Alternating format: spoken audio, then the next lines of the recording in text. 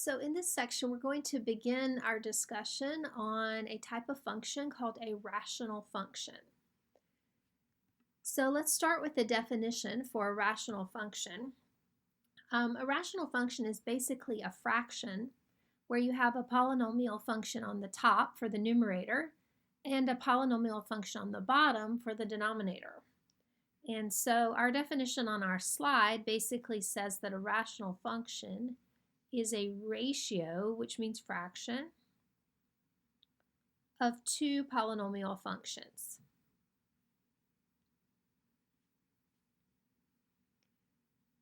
Now, when we start talking about the graph of a rational function, there is something that's specific to that graph for rational functions.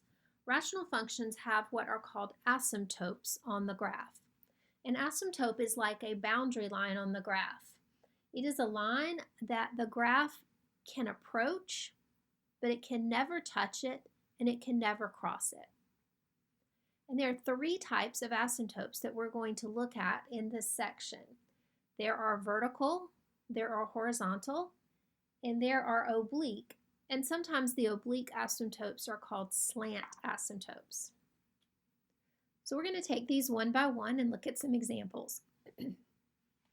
All right, so let's begin with a vertical asymptote. This is probably the easiest of the three. A vertical asymptote, as you can see in the picture, is this dotted line. This is our vertical asymptote. It is not actually part of the graph. Okay, the graph is the blue part of the graph. You can see that the behavior of the graph, as the graph comes in and it gets close to this line, so as the graph is moving in and it starts to get close to that line, you can see that the graph sort of shoots off to the top, and that is because this asymptote acts like a boundary line. So remember that our graph is not allowed to touch it or cross it, and so that if our graph is going to continue, it's going to need to continue up. And we see that same kind of behavior on the bottom portion of the graph. Our graph is coming in from the left, and as it comes in, it approaches this dotted line that is our asymptote. We can't touch that line, we can't cross it, and so our graph simply has to sort of divert down to the bottom, and it continues in that direction. So these vertical asymptotes are going to occur at places where the denominator of your fraction is equal to 0. So in most cases, these are fairly easy to find. For example, on the function that I have over on the right, f of x is equal to negative x minus 1 over x plus 2, I want to ask myself, where does the denominator equal 0? And if I can answer that question, then I have found my vertical asymptotes. All right, so let's take that, and very easily we'll subtract the 2 from both sides.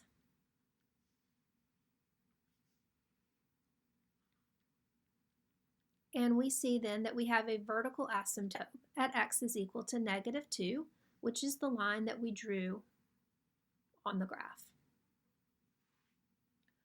All right, so with that in mind, we're going to look at a few more examples and just get a little practice in.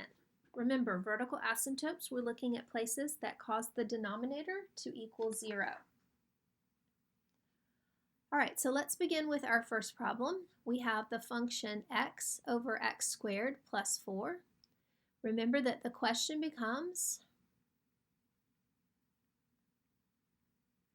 where does the denominator, so x squared plus 4, where does that equal 0?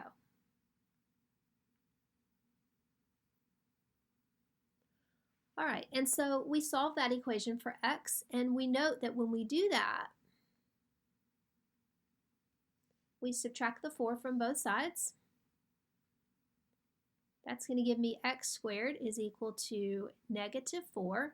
And right now, I know that there are no real solutions to this equation. If I'm going to actually solve x squared is equal to negative 4, I'm going to have to bring in an imaginary I, which I don't want to do in this case. We're talking about lines that are going to graph on our xy axis, and imaginary lines do not graph. All right, so on this one, I would simply say that this graph does not have any vertical asymptotes, and that's a possibility. All right, so I'm going to write no vertical asymptotes for this first one.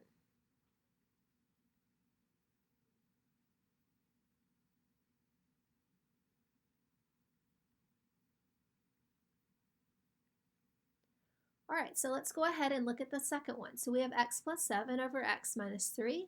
Again, the question becomes, where does the denominator equal 0?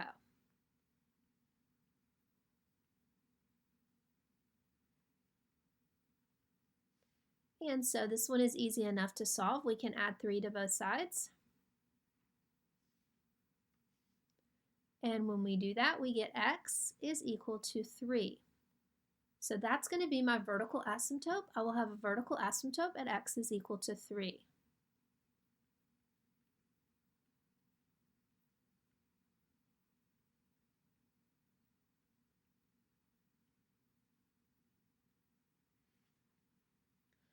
Our next example, x squared over x squared plus 1. I think I'm going to change that x plus 1 to an x minus 1. I think I have a typo there anyway.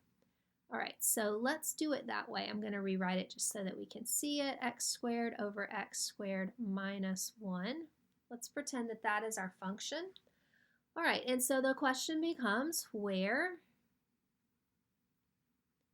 does x squared minus 1 equal 0? And you have a couple of options here. You can factor that x squared minus 1, or you can simply try to solve it for x. I'm going to go ahead and solve it for x as we have been doing, so I'm going to add 1 to both sides.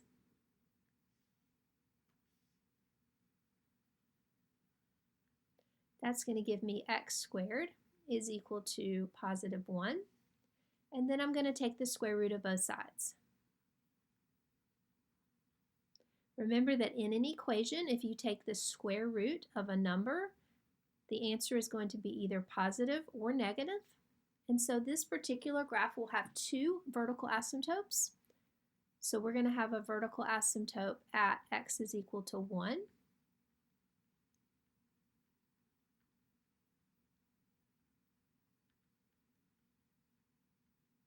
And we're also going to have a vertical asymptote at x is equal to negative 1.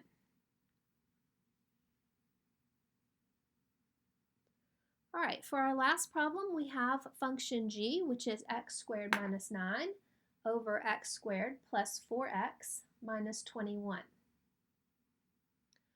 All right, so let's go ahead and ask ourselves, where does the denominator equal 0? In order to determine that, I'm going to need to somehow solve that quadratic equation. And I know that my best guess at solving a quadratic equation, or the easiest approach, is to factor. So I'm going to go ahead and see if I can factor the denominator of that expression. So x squared would definitely give me an x and an x. 21 I can make by a 7 and a 3.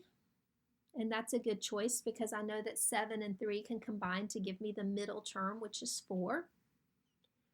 That 4 needs to be positive, which means that the bigger number, the 7, needs to be positive, and the smaller number needs to be negative. Now, while I'm factoring, I'm also going to note that the numerator is a quadratic equation. So I'm going to factor the numerator as well. This is a difference of 2 squares, so we know that we have an x and an x for the x squared. For the 9, it's going to be 3 times 3. Okay, and then remember that if on a difference of 2 squares, one of those is positive and one of them is negative. That will cause your middle terms to cancel out. Now, it's important in this case to factor both the top and the bottom because as you look at this in factored form, you should notice that you have an x minus 3 in both the numerator and the denominator. So this x minus 3 is going to cancel.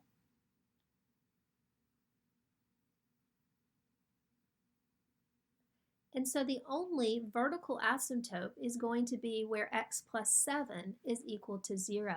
And so that's really the question that I need to ask myself.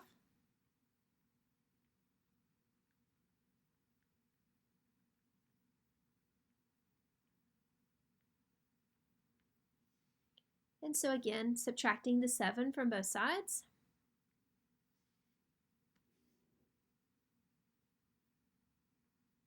Gives me a vertical asymptote at x is equal to -7.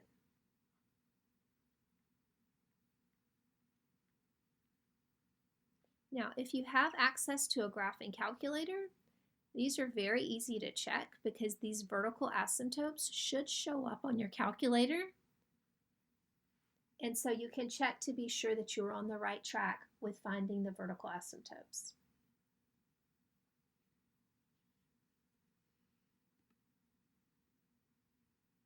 All right, so I'm going to move on and we're going to look at the horizontal asymptotes. Horizontal asymptotes, it's the same idea. It's a boundary line that the graph is not allowed to touch or cross. You can see a horizontal asymptote on the graph on the screen that's highlighted in yellow. Okay. Now, these are a little bit easier to find in the sense that there are some basic rules that help us determine when we have a horizontal asymptote. So I'm going to go through these with you. You probably want to jot these rules in your notes, so you might want to pause here and write some information down. All right. To find your horizontal asymptotes, you're going to look at the degree of the numerator and the degree of the denominator. We'll kind of walk through these examples as we go. So remember, your degree is your highest power of x. And so in our first example, the highest power of x in the numerator is 1.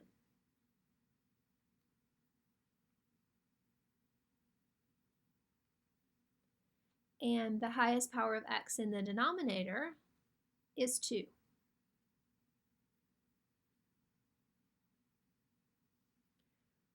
And so our rule says that if the degree of the top is less than the degree of the bottom, then we have a horizontal asymptote at y is equal to 0. Okay, so we don't necessarily have to work this out. We just need to remember that if the degree of the top is less than the degree of the bottom, then you have that horizontal asymptote at 0. All right, let's look at the second scenario. The degree on the top is 1. The degree on the bottom is also 1. So our rule says that if the numerator and the denominator have equal degrees, then your horizontal asymptote occurs at a fraction made up of the coefficients of the top part and the bottom part.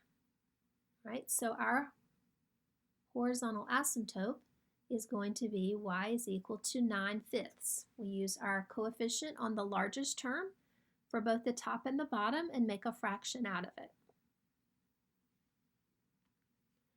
And then for our third example, the numerator has a degree of 2. Our denominator has a degree of 1, highest power of 1. So since the degree of the numerator is bigger, larger than the degree of the denominator, we have no horizontal asymptote.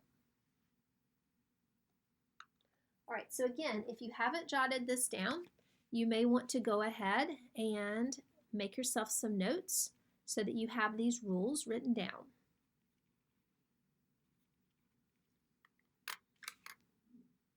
All right, so let's look at some examples. All right, so our first example, we have x minus 12 over 4x squared plus x plus 1. So in the top, we have a degree of 1. In the bottom, the degree is 2. So the degree of the numerator is less than the degree of the denominator, which means that we have a horizontal asymptote.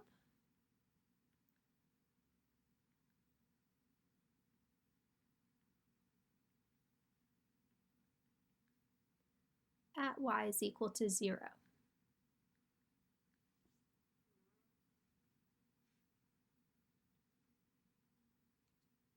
For our second example, the degree of the numerator, 3x to the 4th minus x squared, the degree is 4.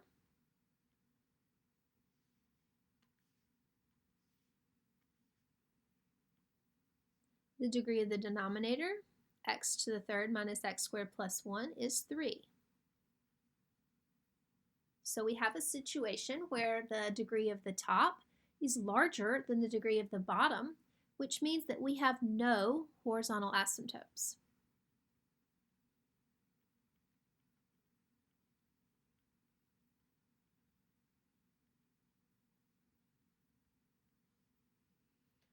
For our next problem, 8x squared minus x plus 2, the degree is 2, over 4x squared minus 1, the degree is also 2. Remember, if they're equal, we take the coefficients and we make a fraction out of them. So we have a horizontal asymptote, I'm going to abbreviate here, horizontal asymptote at y is equal to 8 over 4, which is going to be 2. And our last problem, 2x to the fifth minus x to the third plus 2. The degree in the numerator is 5. The degree in the denominator, x to the third minus 1, is 3. Again, if the degree of the top is bigger than the degree of the bottom, then you expect to not have a horizontal asymptote. So there are none.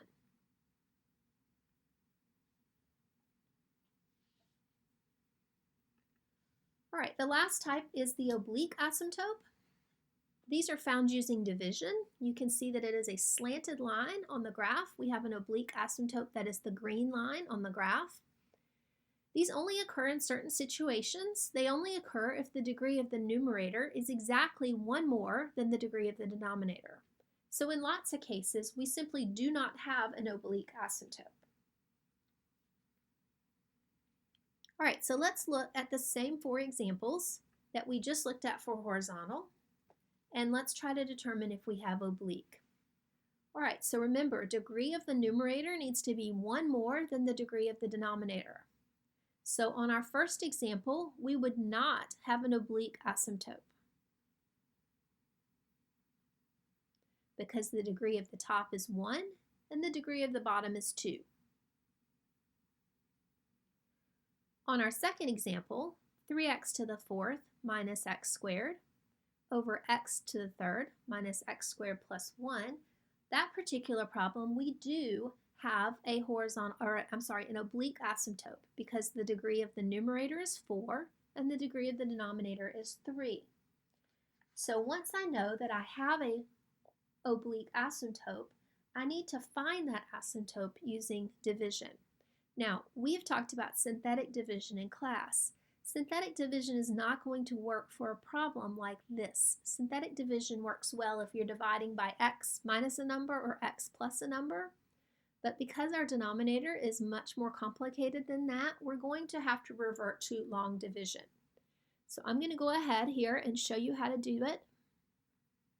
I'm going to put the x to the third minus x squared plus 1 on the outside.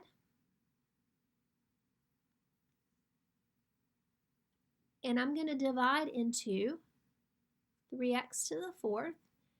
I'm going to put a 0 for the x to the third since I don't have that term, minus x squared. All right, and then I'll go ahead and put a 0x at the end just to finish it up. We may find that we don't need that. Okay, so reviewing real quick long division, I know that you've learned this before, so I just want to go back through it with you. Remember that you compare the first term to the first term. And you ask yourself, x to the third times what to give you 3x to the fourth? Okay, so this is the question. X to the third times what to give you 3x to the fourth? So I would need to multiply by a 3 and also by an x to make 3x to the fourth. So I'm going to put that on the top. And then I'm going to multiply that 3x by all 3 of these terms.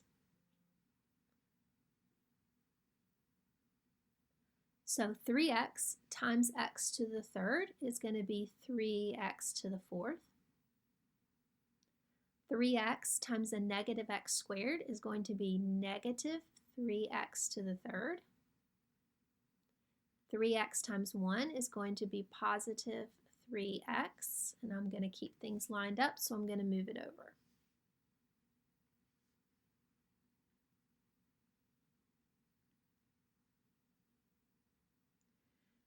Now, once that's done, I need to subtract. So I'm going to put this in a set of parentheses and put a subtraction on the outside to remind myself that I'm subtracting all three of those terms. Okay, so 3x to the fourth minus 3x to the fourth, that's going to go away. The next part, and I'm going to write it down as I go because sometimes students get confused. So I have 0x to the third, I have a subtraction on the outside of the parenthesis, and I'm subtracting a negative 3x to the third. And so I know that a subtraction and a negative becomes plus a positive, so this part will go down as 3x to the third.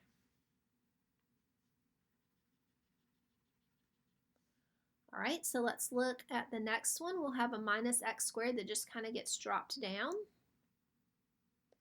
All right, and then at the end, I have 0x minus 3x, which will be a negative 3x. All right, we're going to go through this at least one more time. So I'm going to compare the x cubed on the outside to the 3x cubed. And the question becomes x cubed times what to give me 3x cubed? So I know that I would need to multiply by a 3. So that 3 is going to go on the top. And then I'm going to go through that process again of multiplying. I'm going to multiply that 3 times all of these terms on the outside. All right, so 3 times x cubed is 3x cubed. 3 times negative x squared would be negative 3x squared. And 3 times 1 would be 3. And again, I want to subtract, so I'm going to put that in parentheses. And I'm going to subtract. All right, so 3x squared minus 3x squared, that goes away. The next one is negative x squared minus negative 3x squared. So again, the subtraction and the negative become plus a positive. So this becomes 2x squared. The minus 3x, we bring it down. And then technically we have 0 minus 3, which will give me a negative 3. Now, the division is done because I can no longer divide x cubed into 2x squared. So the problem is finished. Remember that what we have on the top is the quotient.